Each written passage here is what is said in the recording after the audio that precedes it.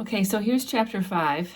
I apologize, I couldn't fit this word here because I was getting scrunched with the margin, but this reference right here at the beginning, a fully dressed woman walked out of the water. We should be remembering this from the foreword. This was actually the image that Toni Morrison first had when she conceived of the idea to write this novel. She imagined, she was sitting outside on her porch looking towards the river, and she imagined a woman walking out of the water, and that's how she started thinking about the Margaret Garner story and how she could write this, fascinating novel about it. So we're in the present time. This is immediately following when Sethe and Denver and Paul D have gone to the carnival. And so while they're at the carnival, this woman walks out of the water. She is sopping wet. She has a straw hat. She leans up against the trunk of a tree. She can hardly walk. She's so tired. It says that breathing shallow, she spent those hours trying to negotiate the weight of her eyelids. The day breeze blew her dress dry. The night wind wrinkled it. Nobody saw her emerge or came accidentally by.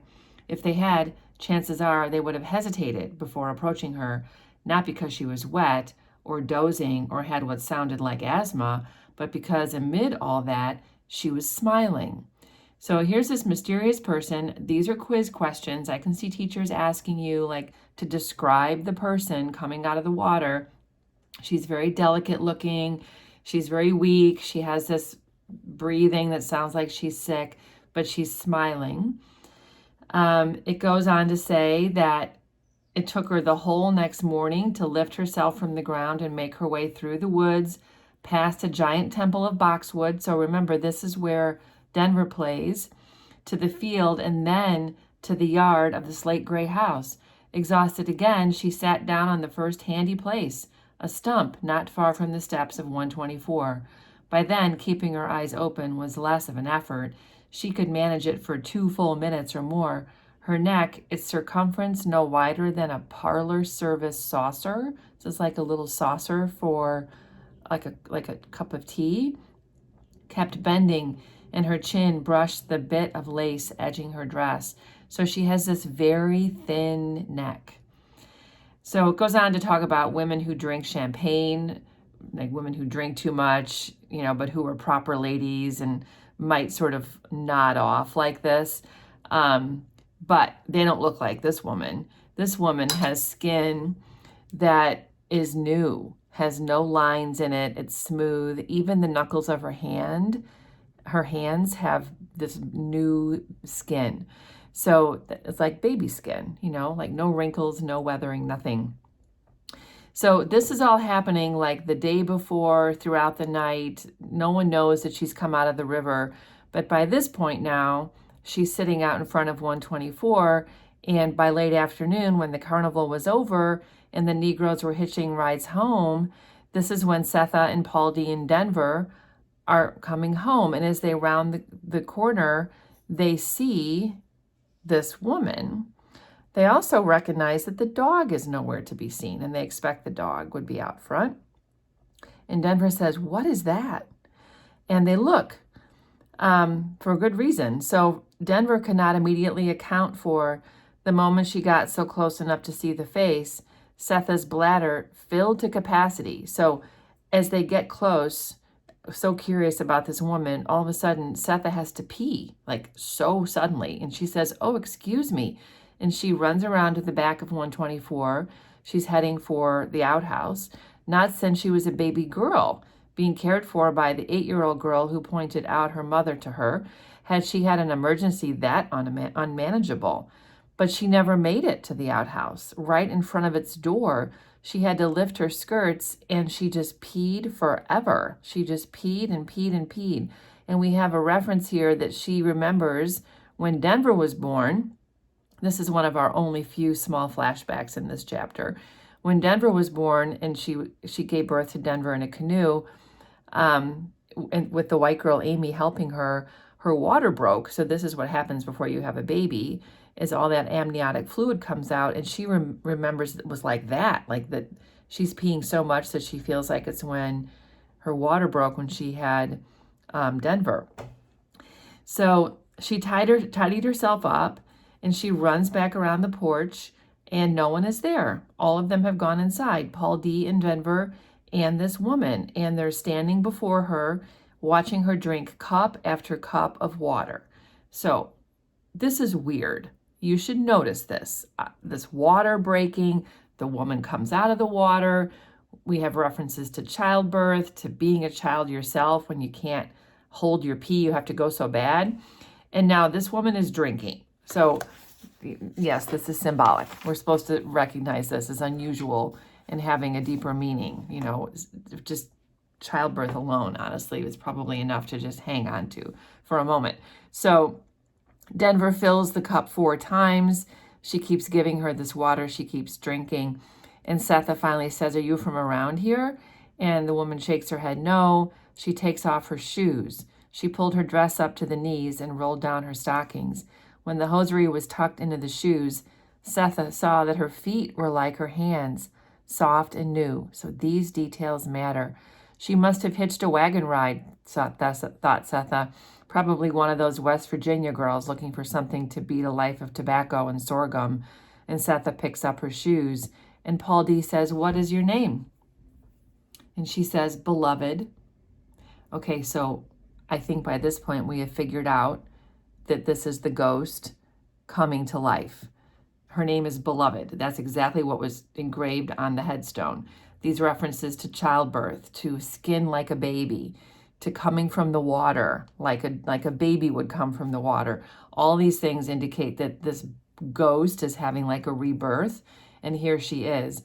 And what's interesting is that nobody seems to get it, except for hopefully us, the reader. So Paul D says, "Is that it? You just Beloved? There's no last name?" And she's confused by what a last name would be. And then she spells her name for them, just as how people do if they don't know how to read. Paul recognizes the careful enunciation of letters by people like himself who could not read but had memorized the letters of their name. And I'm thinking about the letters as they were engraved on the headstone. He also has a memory here, and so this is another flashback of how it would be when people had first been freed from slavery. So this next whole chunk here is remembering how people would aimlessly walk around. You know, they've been freed, they're no longer slaves, or maybe they're recently escaped, and they've realized they don't have to run anymore, and they're just trying to find something to do, just trying to find relatives, or trying to get relatives to come to them, or trying to find some work. So he imagines her as like those kinds of people, someone just out of nowhere looking for something to do. He just, you know, it's a reasonable connection that he would think maybe that's what she's doing.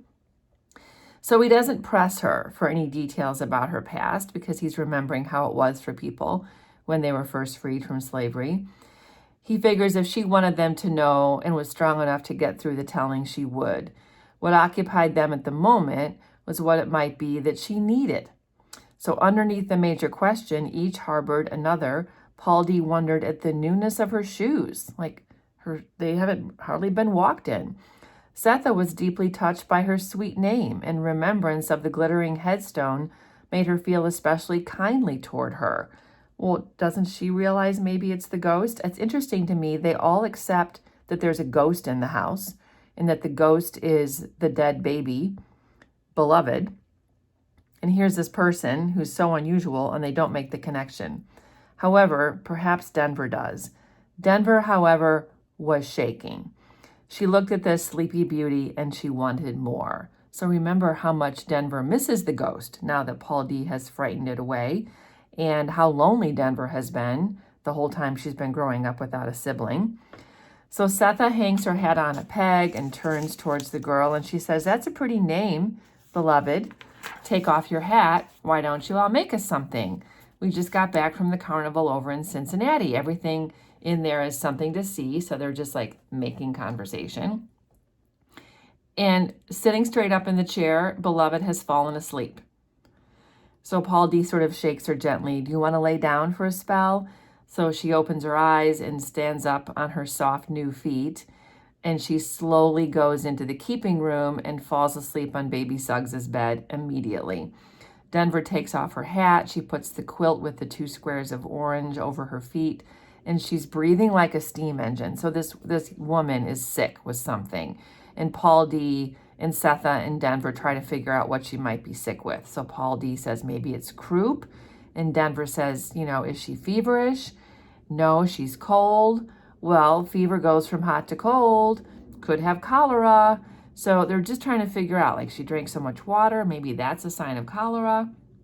Poor thing, and nothing in this house to give her for it. She'll just have to ride it out. That's a hateful sickness if ever there was one. So Sethe and Paul D and Denver are all sort of debating this, and all of a sudden Denver shouts out, she's not sick.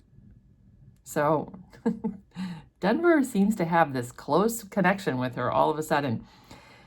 She sleeps for 4 days, Beloved does. She would wake up and sit for just a moment and have some water. Denver tends to her. She watches her sound asleep. She listens to her breathing. And out of love and a breakneck possessiveness that charged her, hid like a personal blemish, Beloved's incontinence. So Beloved keeps wetting herself. She doesn't have any control of her bladder. So Denver is taking care of that. She rinses the sheets after Seth has gone to work. She boils the underwear and soaks it in bluing, praying that the fever would pass without damage. So intent was her nursing, she forgot to eat or visit the emerald closet. So she doesn't even go outside to play in her little forest fort. She just takes care of Beloved. Beloved, Denver would whisper, I'm here, I'm still here. Sometimes when Beloved lay dreamy-eyed for a long time, she would sit up all of a sudden and say, and Denver would say, what is it? What's wrong? And Beloved would say, heavy, this place is heavy. So I think this is an important quote. This could be on a quote test. It's also just important because the place is heavy. 124 is haunted by a ghost. 124 is heavy with all the suffering of slavery and all the heartache that has come from losing members of their family. So yes, it's heavy with memories, with rememories, with history. And Denver says, do you want to sit up? And the raspy voice says, no. And then Beloved notices the orange patches on the quilt, the couple little squares of orange that baby Suggs like to look at so much. Well, Beloved likes to look at them too. So Denver arranges the quilt so Beloved can see the little scraps of orange, and she reaches over and she touches them because that fabric is soft. And patience suddenly overtakes Denver. So this is, could be a quiz question possibly. Denver's not usually patient, but all of a sudden she is. She wants to take care of her every minute. When Sethe would come home, she would ask Denver if Beloved ate anything, and Denver's very authoritative. She says, well, she shouldn't eat if she has cholera. Well, and they acknowledge they don't really know if she has cholera or not. But Denver gets angry and says, leave us alone, ma'am. I'm taking care of her. And Sethe says, did she say anything? And Denver says, I'd let you know if she did. So she is very possessive about this. And Sethe looks at Denver and thinks she has been lonesome, very lonesome. So she realizes that having this responsibility of taking care of Beloved is incredibly important to Denver. And then Sethe thinks to herself, I wonder where the dog went. Like, where did Here Boy go? It's a legitimate question. And Denver again says, he won't be back. How do you know? I just know, Denver said. Well, think about that for a minute. I don't know if you remember, but Here Boy was pretty badly injured by the ghost. Furniture and things were thrown at the dog. I think a rock or something, if we go back to that chapter. The dog had his eye popped out of his socket. He was lame from being sort of attacked. So if he recognizes that this person, Beloved, is the ghost, he's afraid. So somehow Denver understands that too. So back in the keeping room, Denver's about to sit down when Beloved's eyes fly open. Denver feels her heart race. She hadn't seen that look on her face at all, obviously. And she notices that the whites of her eyes are almost blue, like a sort of an unusual feature. And Denver asks if Beloved wants anything. And Beloved is looking at the sweet bread that Denver is eating. So we discover here that Beloved likes sugar. So she will eat anything that has sugar in it. She'll eat the sweet bread, she'll eat honey, sugar sandwiches, lemonade, taffy, any kind of dessert that Sethe brings home from the restaurant. She even eats like sugar cane and just chews on it, which is disgusting. And Paul D says that makes him sick to even think about it.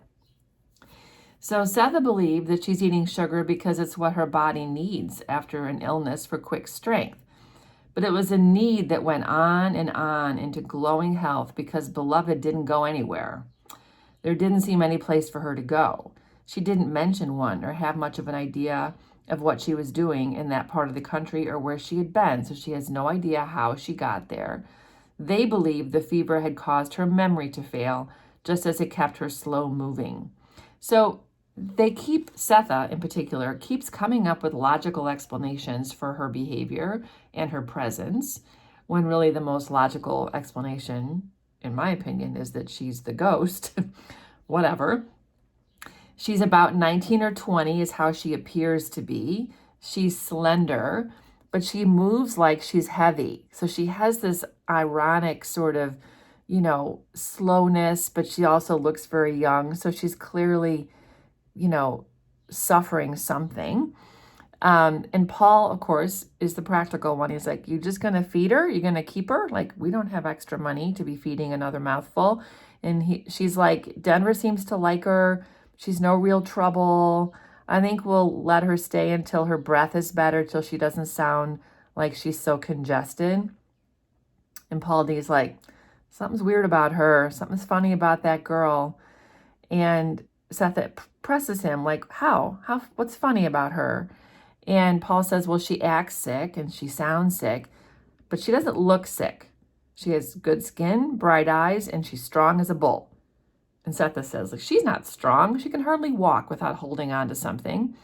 And Paul's like, yeah, that's what I mean. She can't walk, but I seen her pick up the rocker with one hand. You didn't. Don't tell me. Ask Denver. She was right there with her. And Sethe says, Denver, come in here a minute. And Denver comes in. And Sethe says, Paul D said that you and him saw Beloved pick up the rocking chair single-handed. Is that so? And this is interesting. Long, heavy lashes made Denver's eyes seem busier than they were, deceptive even when she held a steady gaze, as she did now, on Paul D. No, she said, I didn't see no such thing. So why would Denver lie? Clearly, there was something that she did, that she picked up the rocking chair. So I'm thinking about the strength of the ghost, how much destruction she could make.